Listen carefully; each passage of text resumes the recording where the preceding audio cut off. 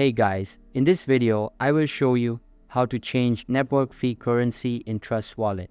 So make sure to watch the video till the very end. And let's begin. First of all, open the Trust Wallet app on your device and make sure it is updated to latest version available.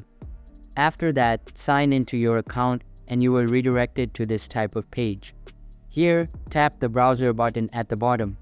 On this page, go ahead and search the PancakeSwap in the search bar, and you will be redirected to this PancakeSwap homepage. Next, connect your Trust Wallet account by tapping the Connect button at the top right. Then choose the Trust Wallet in the pop-up. Now to change your network fee currency, tap this icon beside the gear icon. It will show here all the available network that you can use. For example, you want to use Ethereum.